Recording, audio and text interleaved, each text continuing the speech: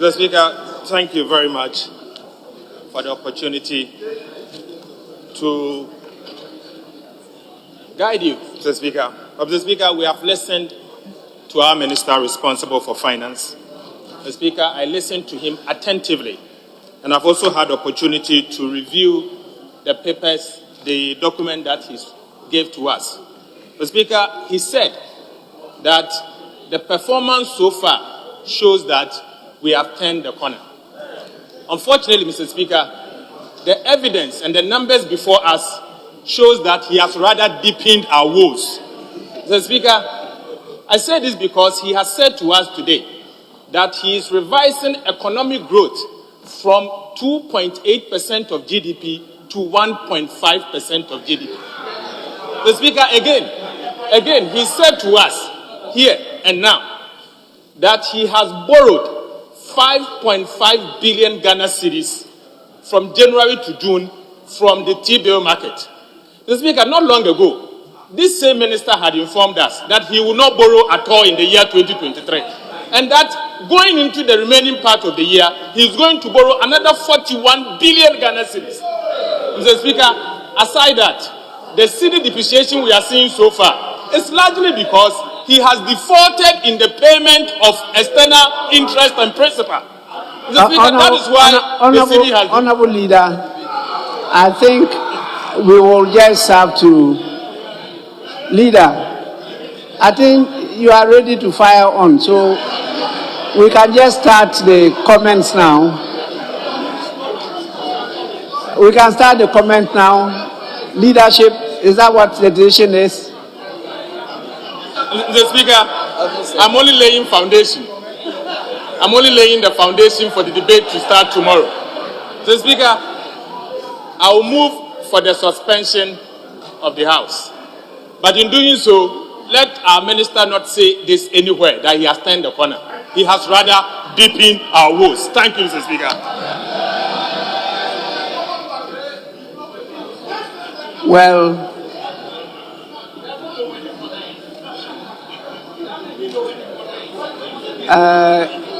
I take it that the motion has been moved. Any seconder?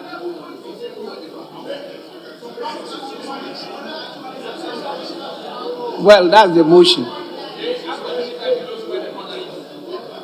I want to listen to leadership before I come to the minister. Minister, let me listen to Majority Leader.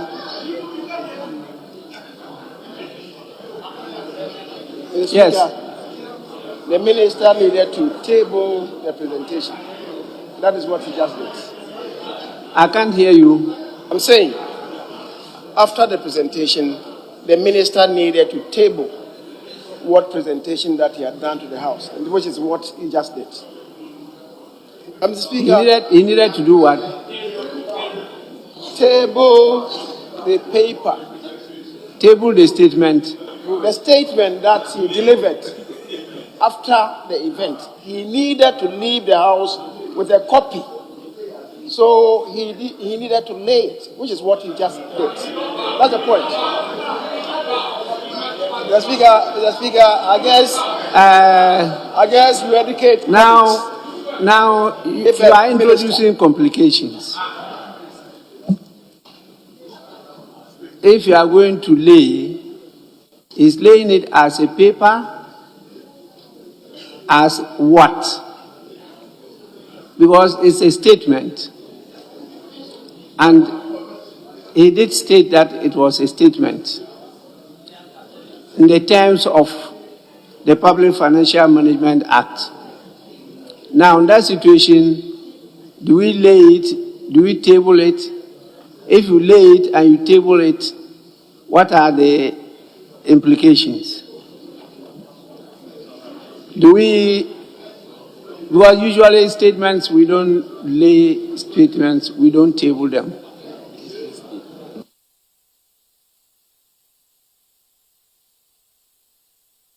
Mr.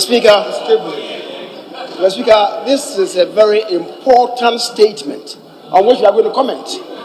You cannot say that after he is read it, he should put it under his armpit and leave this House. with the greatest respect. He leaves a copy with us for purposes of reference. Mr. Speaker, that is what it is. And that is why I'm saying that after he finished, the next thing was for him to have just presented the paper to us. Mr. Speaker, that's all that I said. Yes, I heard you, but you know that he did state clearly and call on the Hansard office to capture the entirety of the statement. That becomes public document. And I'm just looking at our practice so that we don't complicate matters. Yes, I see you itching to say something. Yes, Mr. Speaker. Mr. Speaker, even though in the beginning he called on the Hansard office to capture it, where did they go for the records to capture? If he doesn't lay it, there's really no basis for what they are going to capture.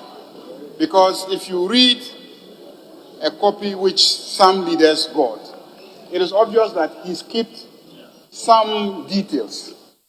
And so he needs to lay what is the original document that he was reading, but skipped some portions and left some details so that the Hansard office can capture the entirety of it. So it's because I do believe that even though it is a statement, that in this instance, he should actually lay the entire document so that it will be part of the records.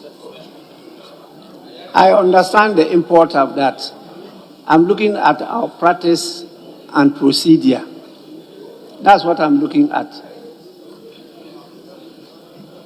If it comes under Order 70, it's clear. If it is under Order 74, 75, then we know what to do. You know, those things are stated there. So I didn't want people to leave here a bit confused about what next to be done.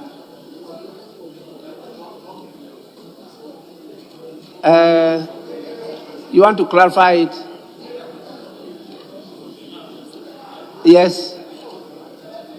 Thank you, Mr. Speaker. Mr. Speaker, even though you ruled on the fact that this is a statement, I'm just going back to it, given the reference that he's going to lay it, and the question of whether it should be laid or not has risen. Mr. Speaker, I also heard you say we would debate it from tomorrow. We'll make comments. Oh, comments, not debate. Mr. Speaker, I suppose that laying it might not be necessary at all, because when statements are made and we make comments, I have not seen one statement being made and then it's laid. It is a statement is made and then we comment on it. Nobody lays a statement. That's my thinking.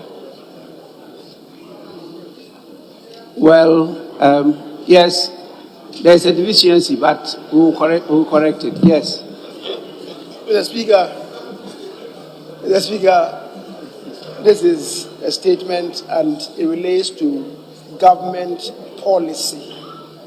Mr. Speaker, I thought my honorable colleague and friend, who's been in this house for quite a while, will rather lead us onto the path of righteousness. Mr. Speaker, whenever reviews are made which do not include supplementary budgets, they are laid on the table for us. Mr. Speaker, as my colleague from Koku Central has indicated, it is not possible with such documents to read the entirety of the document. Certainly you may skip some. And if you don't even leave it, assuming you even read everything, the Hansard department may not be able to capture everything. For purposes of doubly checking, assuming you even read everything, it's important that we have a copy with us to serve as a benchmark. So, Mr. Speaker, I don't see why we should be litigating this matter. It's by convention and practice. That is what we've been doing, with the greatest respect. But having said so, Mr. Speaker, you asked for an indication. And my colleague, the minority leader, who at the very outset was indulging the finance minister to move a motion outside what is required to be done by the minister, now wants to begin his own debate. Again, outside the arrangement that we have made in this house. He was part of the business committee that agreed that we will stand the debate down, even though it's a statement, for at least 24 hours. For at least 24 hours. And he's trying to construct a very wobbly foundation. We'll not go into that. Mr. Speaker, the indication to you, as you sought, is that we take a suspension for now. And as we agreed last Friday, maybe for about 30 minutes, and come back to continue with the business of the day. Mr. Speaker, so if he moved a motion, I'm not too sure that he moved a motion because the time is past 2 o'clock. So we just wanted an indication from us. So I want to support the indication that eventually he gave, even though he was on the wrong course at the very outset. Mr. Speaker, the second stage of his submission is what I'm supporting. We take a suspension for 30 minutes and come back. Mr. Speaker, I thank you very much. Please move on.